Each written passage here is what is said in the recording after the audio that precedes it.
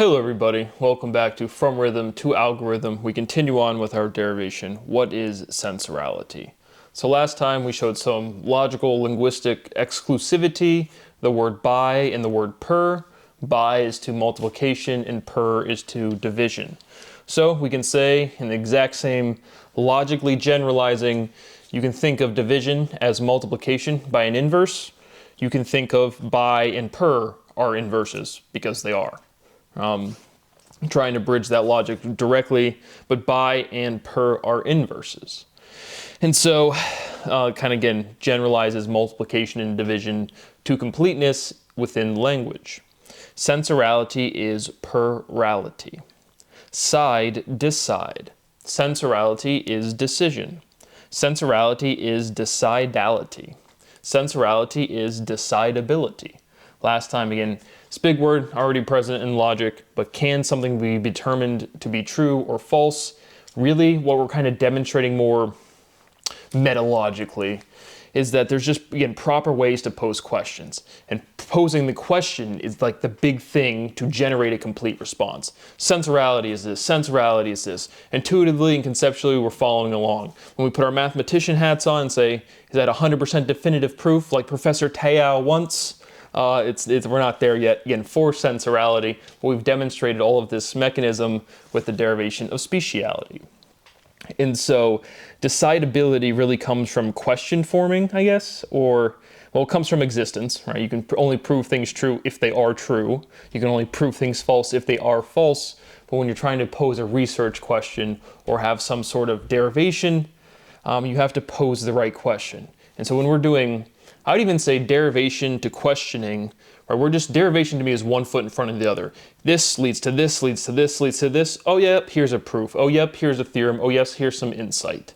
Which, again, I don't even like to conjecture at all. And so decidability, again, is related to if something is decidable, it's really tied to existence, and then asking about that physical phenomenon or that existent property in the right way, you can generate a definitive response. Speciality is the tendency to differentiate for sexual antagonism, empirically evident by everyone saying special to that context every single time. Testimony, trial. Sensorality is stimoniality. Just expanding stimony, again, you can clearly see in these this iteration element in these other words, you have two letters and you just kind of chop it off and it produces another word form thing. And we're just getting there. Again, words are irreducible. They have definitive meanings, and we're showing this iteration of letters to produce a new physical theorem, physical reality. Or to describe physical reality. Physical reality just exists. Sensorality stimulates. Stimulation arouses, stimulation provokes. And now analytics are metrics, right? Now another logical, physical gap bridge thing, right? If you say I have a metric, that is a very well-defined thing in theoretical physics, advanced mathematics with Professor Tao, or extreme matrices. But a metric is a well-defined thing mathematically, but then logically, if someone says, show me your analytics, people will naturally say, show me your metrics as well. And so it's a bridge of science. Data is metric. Sensorality is asymmetricality. And now, we have this, I don't even say a compound word, it's now two compound words, we just have like amalgamated prefixation.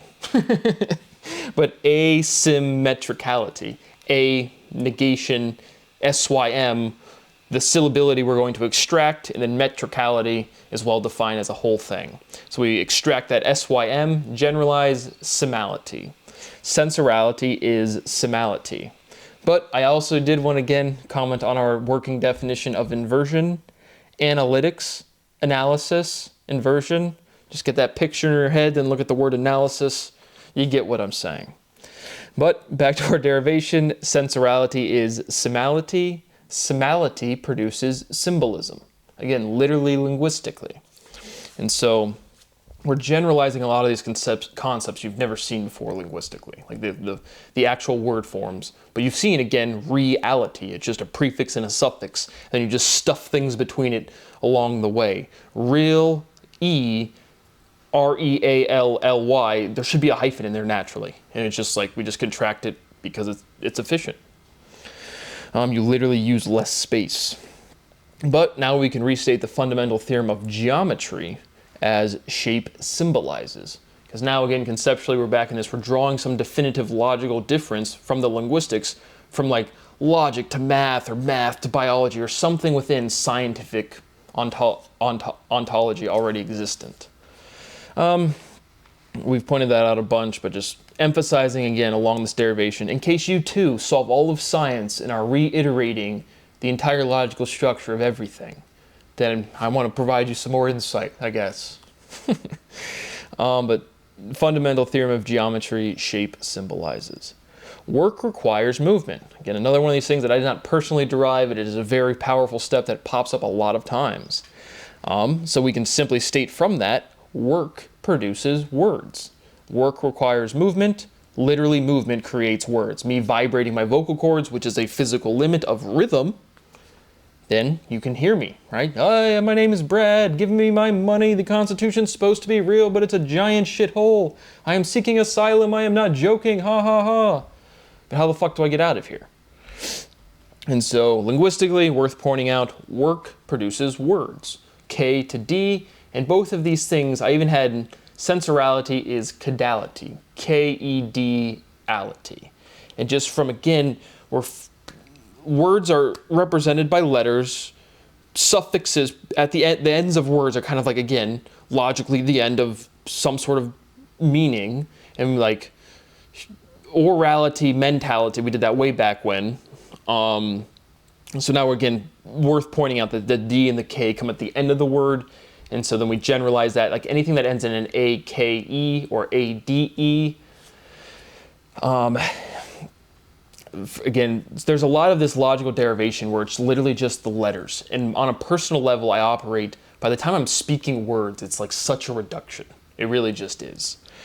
And so that's really poignant to this video I'm still going to make with our stupid age of disclosures bullshit that you guys aren't ever going to acknowledge, or even don't even know what's going on, or I don't even know what you guys are doing. But it doesn't matter. Point being is, for our derivation, I wanted to point out the D and the K, kedality. The K and the D have some sort of consonants where it's like at the end of the word. That's how we use it. But work produces words. Literally, movement works. Filter, store. Storing is preserving. Filtering is processing. Processing is the opposite of preserving. And now I will point out that, again, with some nuance, most of the time, I'm still opposition, inversion, what's going on still in my mind. Procession is a process, and that is a natural definition. Procession, progression. Progression moves. Sensorality is gressality. Progress improves. Regression is the opposite of extrapolation. And now we have a very clear use of this concept, linear regression.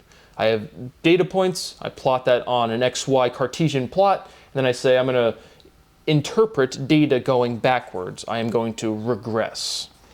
And so the opposite is extrapolation.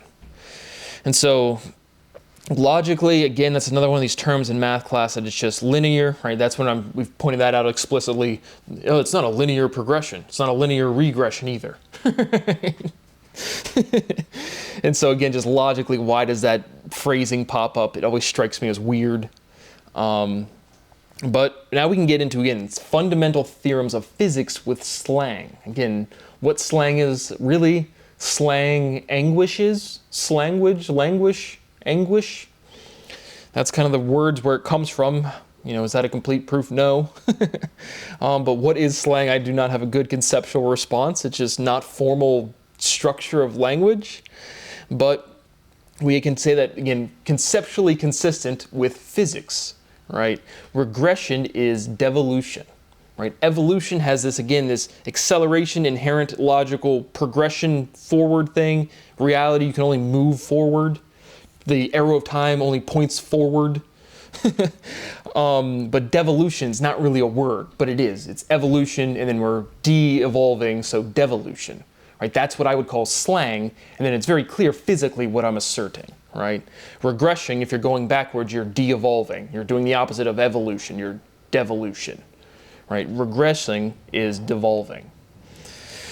And then for the actual fundamental theorem of physics, slang, I put maximum deceleration is vibration. And it is. If you take something and try to slow it down to its minimum, you're producing vibration physically, and you're decelerating that object. Again, the clear opposition inversion of acceleration. Mathematically, right now in physics class, you just put a negative sign to mean the opposite, which isn't logically complete, clearly. Because completeness and uniqueness, they needs to be well defined. Acceleration being also deceleration, and then people saying deceleration, that's the whole existence that that conversation there needs to be resolution to. And so maximum deceleration is vibration. Sensorality decelerates. And for the spelling, we have a clear motivation, again, to even progress this linguistically, right? Accelerate has a correct spelling. I'm probably going to mess it up here. I should get it. A-C-C-E-L-E-R-A-T-E. Right? 2 C's, 1 L. And so then we just, again, we have a reason to even iterate the A to the E, right? Decelerate, and then we get that D-E-C-C-E-L-E, and then we just use the rest of the form of elleration. So that is how we get the spelling for sensorality decelerates. Because remember, sensorality is still not a word. But now we've defined the fundamental theorem of physics in vibration, our fundamental physical limit, as deceleration, maximum deceleration. Complete physical consistent sense. We have a logical linguistic sense to have a spelling, and now we put another variable, sensorality, which is a not word next to it. But it sounds good. Sensorality decelerates. And it does. Your life, again, that's our working definition, along with all the other definitions, but it's just showing logical consistency. And so life decelerates. You slow down as you get older. Makes sense. Memorality memorializes. Realize, memorialize, showing, again, emphasizing the R-I-A-L, which is, again, very common as literally like a Spanish last name. Real is a very common last name, and that is a chunk of this iteration thing. How much of this logic is preserved in names is actually hilarious. Like my name is Bradley. Is that with an E or without an E? L-E-Y or just L-Y? Right? The big linguistic result. And that's another thing, again, on a personal level. These results that I prove are massive. And then my entire day that is revolved around mathematics, the realization is always occurring, but I'm just making a YouTube video. So like how many profound results we've produced, and they just keep coming. There's no end to this stuff. I'm always realizing, and then the derivation, meaning just articulating in a video and email, is trivial, and then just proofs just kind of pop out. How convenient. Oh, the super bad when he's checking out in his daydreams at the beginning of the movie. Oh, you need was it $200 bill or something? Oh, how convenient. And then the Jonah Hill and the cashier high five. You need a not word to define all of the slang encapsulation of physics. Oh, how convenient. Sensorality decelerates. Checks out. Memorality memorializes. Back to the real. Sensorality is more reality. More reality. More reality. All right. The sound preserves 2 words, but the variables on the screen, it's different. A memorial is an edifice. A sepulchre is an edifice. I'm going to put my spelling that I had. It's definitely wrong, but it's going to look funny. But again, at the end of these proofs, which take literal years, it's just like, what is spelling? Even the words you already know definitively how to spell correctly, because you're rederiving to the point of proof every single time. But then once we find this fundamental stabilizing syllability, which again is painfully obvious, no language is complex. All of this stuff just solidifies and you never have to think of it again. I went through this whole process for speciality, and the only remnant I have of that whole proof is speciality is special with an ITY. But regardless, a sepulchre is an edifice, sensorality, edifices. Edifice, or I guess edifice, suffice. And so anytime I have these dichotomistic pairs, whether in my notebook or on the screen, it's like renormalizing the pronunciation. Here's this syllability, the letters, and here's another word that I'm like referencing to aid in how I'm pronouncing that chunk of syllable or syllables or whatever. But regardless, that is what I have for you today. My rights continue to be violated. It is profound and extensive stress. Thank you for watching, and I will see you on the next one.